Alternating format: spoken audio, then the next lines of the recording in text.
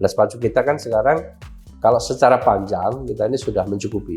Sebenarnya sudah 3.000 panjang kita, hanya efektif di 2.770. Namun ini kalau untuk pesawat berbadan lebar sudah cukup. Hanya memang nanti perlu daya dukung.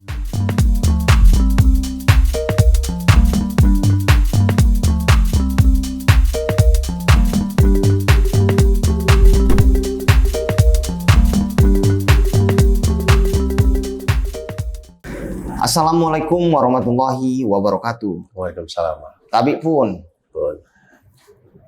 Tribuners, saat ini saya sudah bersama Kepala Dinas Perhubungan Provinsi Lampung, Bapak Bambang Sumbogo. Kita ketahui pada 12 Februari 2026 lalu, inaugural flight atau penerbangan perdana Lampung Kuala Lumpur berlangsung sukses. Hal ini menandai beroperasinya Bandara Raden Intan II Lampung Selatan sebagai bandara internasional. Tentunya Tribuners dan Pak Bambang, selamat siang. Apa kabar Pak? Baik, kabar baik, alhamdulillah. Mengenai bandara internasional ini Pak, masyarakat tentunya masih belum sepenuhnya mengetahui bagaimana potensi penerbangan internasional di Bandara Raden Intan II saat ini, termasuk segmen pasar internasional apa yang paling realistis dikembangkan dari Provinsi Lampung ini? Ya, terima kasih para pemirsa. Alhamdulillah, Rabbil Alamin, puji syukur kita Allah Subhanahu wa Ta'ala, kita menerima kembali anugerah memiliki bandara internasional, Bandara Raden Intan II. Kita dulu tahun 2018 dengan PM 244 kita pernah internasional, dan karena waktu itu COVID tidak ada penerbangan, sementara kemarin terdegradasi, dan kita dengan PM 37 2025 kita menjadi bandara internasional kembali. Alhamdulillah. Dan ini kemarin persyaratan administrasi sudah kita lengkapi, bahkan kita sudah terbang inaugural perdana kemarin ke Kuala Lumpur. Yang persyaratan itu kemarin ada 4 yang berakhir harusnya tanggal 8 Februari kita bisa lengkapi semua, yaitu kesiap terkait dengan CIQ, yaitu Custom, Imigrasi, dan Kuarantin, dan dari Menteri Pertahanan. Jadi kita sudah mendapatkan rekomendasi dari 3 menteri, Menteri Keuangan, Menteri Kesehatan, Menteri Imigrasi, dan tambahan dari Menteri Pertahanan dan Keamanan. Dengan ini berarti sah sudah bandara kita menyandang predikat internasional. Demikian juga dengan kesiapan sarana prasarana dan SDM juga sudah siap. Dan kemarin ditandai dengan penerbangan perdana tanggal 12-13 kita rombongan Ibu Wakil Gubernur, dan kita sudah terbang ke Malaysia, dan itu berarti kita sudah sah. Tinggal bagaimana nanti kita melanjutkan penerbangan ini. Jadi penerbangan ini diharapkan nanti bisa reguler ya. Jadi tadi disampaikan apa potensi Lampung. Lampung saya pikir sangat potensial. Kita memiliki jumlah penduduk yang sangat besar, nomor 2 se-Sumatera di provinsi 10 provinsi kan. Dan kita saat ini untuk peserta umroh, Lampung ini nomor 4 peserta umroh terbanyak di Indonesia. Itu kita hampir 24.000 umroh setiap tahunnya. Nah ini kan potensi luar biasa. Kalau itu dibagi saja 8 bulan karena ada haji dan sebagainya, atau 10 bulan, berarti kan kita sekitar 3.000 orang per bulan. Syarat untuk umroh itu hanya 1.500, kita sudah lebih tiap bulannya. Nah ini sekarang saat ini orang kalau mau umroh harus ke Jakarta, harus ke Palembang, harus kemudian transit lagi ke Malaysia dan sebagainya. Kita harapkan nanti setelah bandara kita status internasional, ini kita bisa penerbangannya langsung direct ke Jeddah dan Madinah. Jadi langsung bisa terbang ke sana atau transit lewat Malaysia. Namun kita berharap langsung, dan ini membuka peluang kita untuk bagaimana kita menjadi embarkasi haji penuh. Salah satu syarat untuk menjadi embarkasi penuh kan adalah bisa penerbangan langsung dengan pesawat berbadan lebar yang sudah disyaratkan. Nah ini kita juga sedang melengkapi keuntungan kita di internasional, nanti kita sedang melengkapi untuk menjadi bandara embarkasi haji. Secara syarat kita sudah penuhi dari 2019 dulu, yaitu kita memiliki asrama haji yang berkapasitas 2 kloter sudah dibangun. Alhamdulillah 2 gedung itu satu lantai 7, satu lantai 5 kan itu sudah punya. Kemudian kita memiliki landas pacu yang mampu didarati pesawat berbadan lebar. Nah ini yang akan kita siapkan nanti ke depan. Kemudian kita sudah memiliki ILS, Instrument Landing System, sedang kami persiapkan juga. Nah, kemudian izin dari GAKA. Nah, ini simultan mudah-mudahan nanti akan segera bisa terpenuhi. Selain umroh, potensi kita adalah kita ternyata banyak migran kita yang ada di Malaysia itu cukup besar. Itu dulu menempati nomor 3 setelah Taiwan, Hong Kong itu Malaysia. Karena di sana banyak kebun ya. Iya, betul. Banyak migran yang bekerja di sana dan ini potensi juga buat Lampung. Selama ini migran harus ke Jakarta baru ke Lampung. Banyak permasalahan ketika migran itu tidak bisa langsung ke Lampung. Nah ini benar nanti menjadi solutif kita, migran yang ada di Malaysia khususnya yang transit ke Malaysia, harapannya bisa nanti kalau ada reguler Lampung ke Malaysia ini nanti bisa diatasi. Ya, jadi tadi umroh, kemudian migran, kemudian yang ketiga adalah potensi wisata. Lampung cukup bagus juga dengan wisatawan, potensi destinasi wisata. Ini juga selain wisata juga ada di sana itu wisata medikal wisata medis. Kan banyak orang Lampung berobat juga ke Penang selama ini kan, dan ini sudah tren. Nah ini mudah-mudahan juga solutif kita nanti menjawab orang yang mau berobat ke Malaysia, kemudian yang wisata medis juga dan wisata yang lain nanti bisa teratasi dengan adanya rute Kuala Lumpur Lampung PP. Oke. Mengenai maskapai ini, ya. Pak Kadis, bagaimana strategi kita untuk menarik maskapai dan saat ini maskapai mana saja yang sudah kita jajaki dan bagaimana progresnya? Ya, untuk maskapai memang ada beberapa maskapai yang memang banyak transit di Malaysia ya. Jadi seperti AirAsia, kemudian seperti Lion Air, kemudian seperti Citylink, dan khususnya kemarin kami sudah menawarkan ke beberapa maskapai. Kemarin yang kita pilih yang memang menyambut adalah Transnusa. Kemarin kan masih pola charter reguler. Jadi ini Transnusa ini memang perusahaan baru yang dia memang brandingnya dia di charter reguler. Nah ini harapannya nanti ketika ini sudah terbentuk Transnusa kita gandeng untuk melayani charter reguler, nanti ketika terbentuk demand pangsa pasar, nanti saya pikir dari teman-teman kayak Garuda, kemudian kayak Lion pasti akan nimbrung kan, wah itu potensi bagus. Biasanya kan begitu. Betul. Kita buka line dulu, merintis, nanti setelah bagus teman-teman maskapai pasti akan melirik karena ya tadi trade follow the ship, ship follow the trade. Ketika sudah ada demand pasti nanti akan ini. Saya berharap kita terbuka semuanya, siapapun maskapai yang memang berkenan mau melayani ke Malaysia, monggo ayo. Dan kita berharap dia jangan hanya Malaysia, kalau bisa Singapura. Ya, juga ke Hong Kong kalau bisa. Dan kemarin Hainan kan yang kita akan coba juga.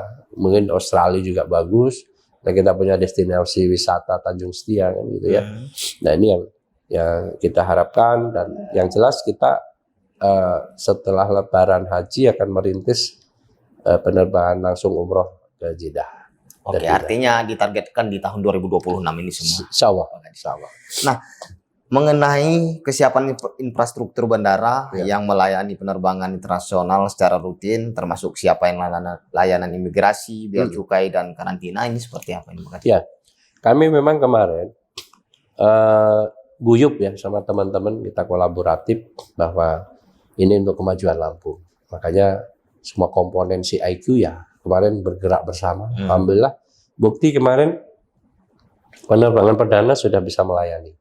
Artinya sistem sudah berjalan. Jadi siapa yang bertugas di custom, berarti bea cukai. Kemarin sudah menjalankan tugas. Siapa yang bertugas di imigrasi, ya imigrasi, Kanwil maupun Kanim. Kemudian siapa yang menjalankan tugas di bidang karantina, ya karantina. Kemarin kan ada karantina kesehatan ya, karantina manusia semua. Kemarin tersistem, personel kemarin siap, alat-alat juga di bandara sudah siap, dan alhamdulillah kemarin berjalan. Nah ini tinggal bagaimana nanti meningkatkan saja.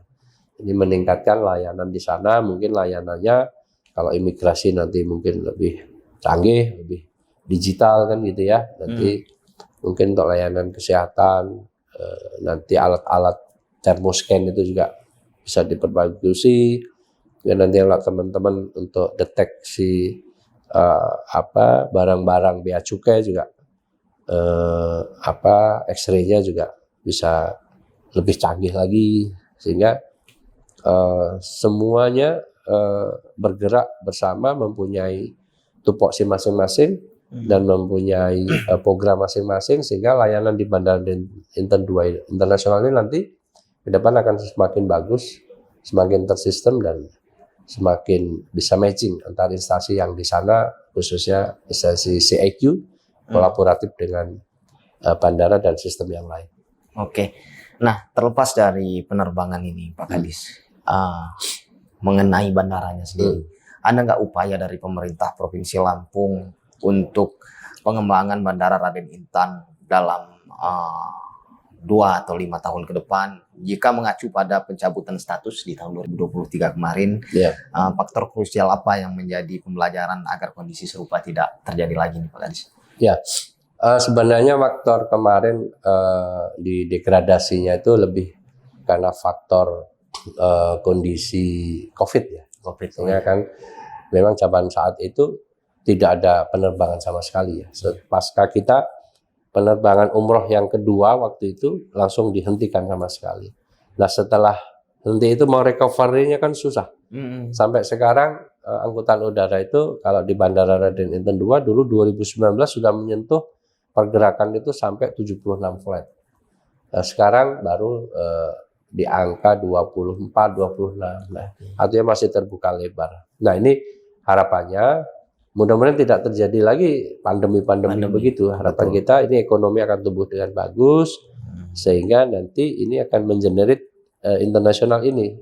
Salah satu harapannya ya nanti ketika sudah dilayani penerbangan ke Malaysia akan sustainability-nya ada, berlanjut terus jangan naik turun kan gitu. Kalau naik turun layanan itu pasti akan jelek. Bahkan kita berharap nanti bisa mengembangkan ke rute yang lain seperti Singapura. Tadi saya bilang kan seperti mungkin kalau ada opsi ke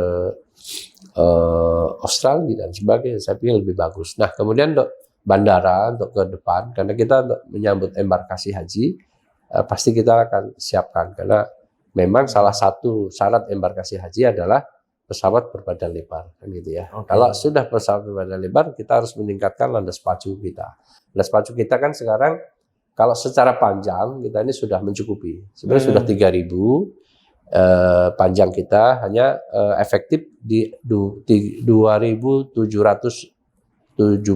Namun ini kalau untuk pesawat berbadan lebar sudah cukup. Hanya memang nanti perlu daya dukung. Sama bandara kita, ini masalahnya seperti jalan raya. Jalan raya sekarang kan kurang daya dukung beban, khususnya yang nasional. Kalau yang tol sudah bagus. Nah, bandara kita ini sekarang PCN-nya, PAF Classified Number-nya itu baru 63. Harus kita naikkan menjadi 74. Nah, untuk 74 ini perlu investasi kurang lebih sekitar 480 miliar. Nah, ini yang kita akan mintakan nanti ke Angkasa Pura karena kan gini, bandara kita ini dikelola oleh Angkasa Pura, oleh BUMN. Dulu tahun 2019 itu bandara itu milik kementerian, namun di KSP-kan, kerjasama pemanfaatan aset ke Angkasa Pura. Jadi yang bertanggung jawab untuk membangun, meningkatkan, mengembangkan karena sudah ada KSP ya Angkasa Pura. Nah ini Angkasa Pura kan lagi sudah mulai bangkit ya untuk bandara-bandara. Kemarin kan dia bangun investasi mahal yang untuk di Jogja, untuk di mana Bali. Nah ini harapannya sudah nanti ada kepimahan ke Lampung untuk bagaimana membangun landas pacu itu. Harapan saya landas pacu itu bisa meningkat, penerbangan haji bisa kita laksanakan, penerbangan umroh langsung dengan pesawat badan lebar bisa kita laksanakan sehingga ini nanti jadi banyak efisiensi cost ya, waktu dan sebagainya sehingga masyarakat akan diuntungkan, biaya murah, waktu akan cepat dan sebagainya. Kalau sudah ini nanti terbentuk sistem ini, layanan ini kita akan mengembangkan lagi jangka panjangnya Terminal 2 yang di seberang Landas Pacu, yang lahnya sudah kita siapkan. Ya, nanti harapan kita semuanya terlayani, domestik terlayani, internasional terlayani, haji terlayani, dan umroh juga terlayani. Oke, itu salah satu penyebab Provinsi Lampung belum terpenuhi secara embarkasi haji secara penuh ya, Ya. Pak Kadis ya, Landas karena Pacu, lahan dan juga berbagai hal. Ya. Nah, sementara apa saja syarat utama agar Lampung bisa ditetapkan sebagai embarkasi haji penuh dari yang kita bahas tadi, Pak Ya. Kadis, dan kapan target kita bisa penuh? Syaratnya untuk menjadi embarkasi haji penuh, satu, status bandara. Itu sudah terpenuhi, Pak. Sudah terpenuhi. Ya, statusnya internasional. Dan yang kedua, dulu yang disyaratkan oleh Kementerian Perhubungan dan Kementerian Agama itu adalah memiliki alat Instrument Landing System, ILS. ILS itu adalah suatu alat untuk pendaratan pesawat itu bisa auto landing, autopilot. Nah, ini alatnya ada localizer, ada maker beacon, ada glide slope dan sebagainya. Alat-alat inilah yang membuat bandara operasional bisa 24 jam.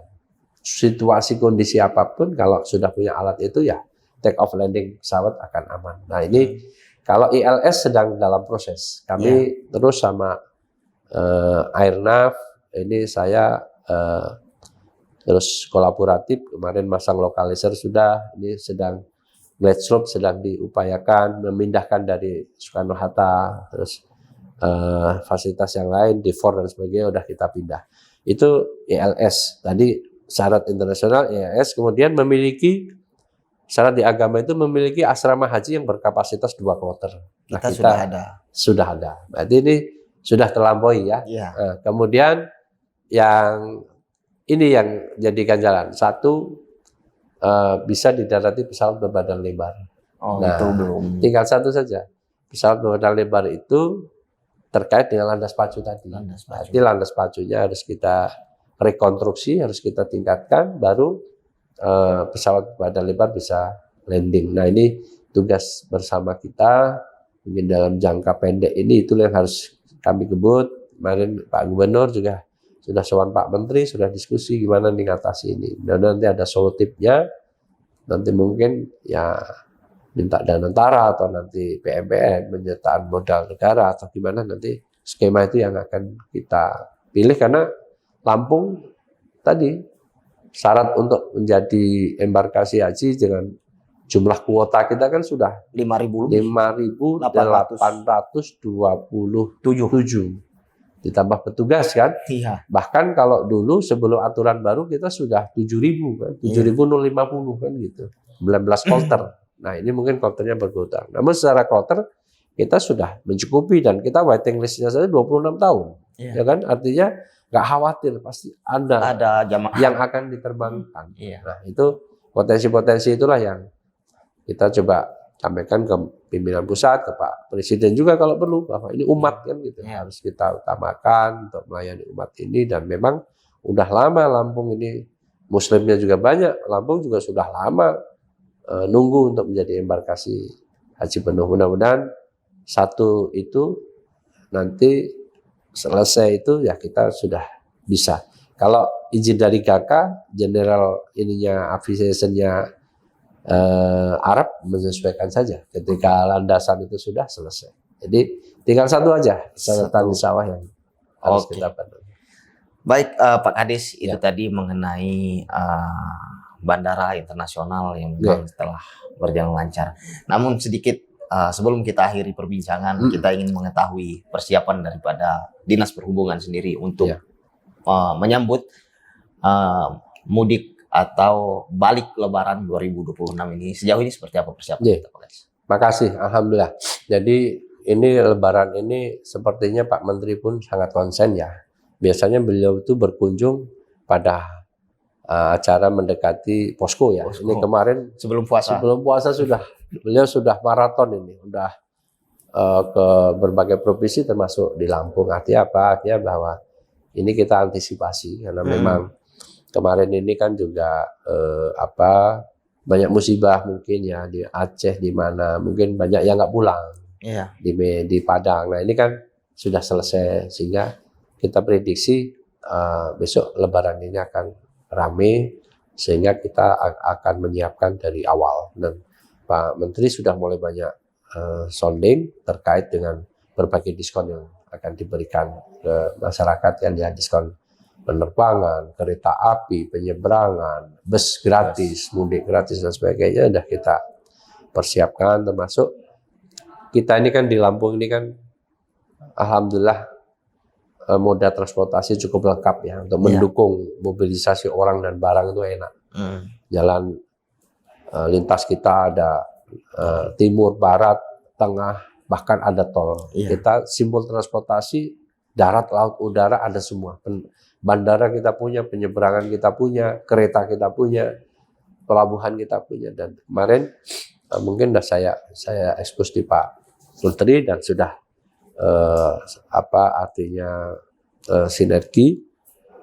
Kita kalau masalah penerbangan kita nggak begitu khawatir ya, karena memang nanti berapapun pesawat kebutuhan masyarakat kita akan tambah extra flight. Demikian juga masalah kereta api, kita sudah siapkan untuk penambahan gerbong ketika nanti ada penambahan permintaan masyarakat yang khususnya komuter dari sini Palembang, dari sini ke Martapura dan ke Batu Raja.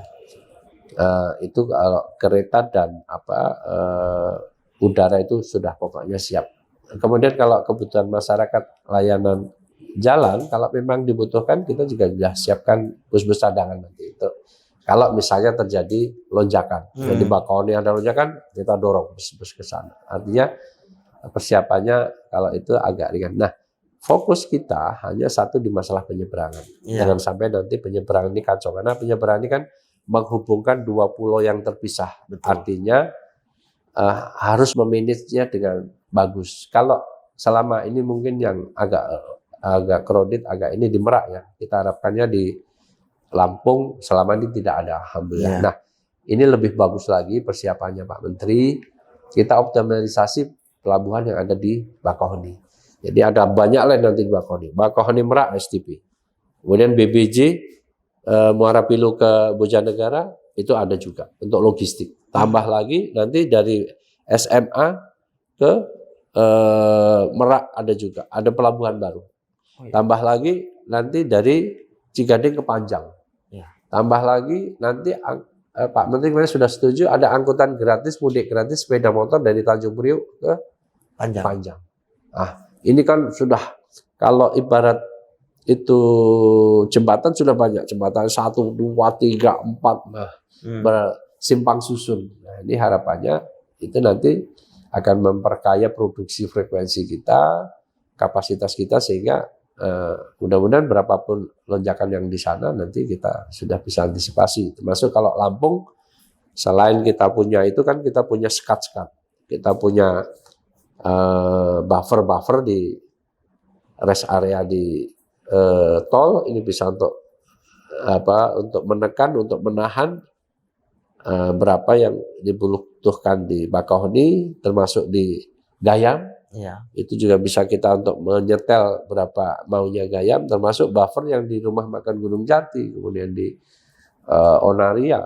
Itu artinya apa? Artinya strategi kita di Bakauheni itu akan kita laksanakan dengan sistem delaying system tadi, dengan verifying ticketing, dengan geofencing, insya Allah mudah-mudahan di Bakauheni clear dan lancar, sehingga tidak ada di sana penumpukan, tidak ada calo dan sebagainya. Ini harapan kita, sehingga benar-benar optimalisasi penyeberangan, mudah-mudahan itu sarana untuk nanti mencegah tidak ada stagnasi, tidak ada macet di Bakauheni. Ya kalau antrian-antrian sedikit mungkin ya, tapi kalau ini kita tidak berharap ada seperti dulu macet berapa jam di Merak, berapa jam di sini. Nah, ini mudah-mudahan dengan optimalisasi manajemen di pelayanan pelabuhan, penyeberangan, dan banyak barrier-barrier, banyak opsi-opsi tadi layanan, ini mudah-mudahan akan menyelesaikan masalah.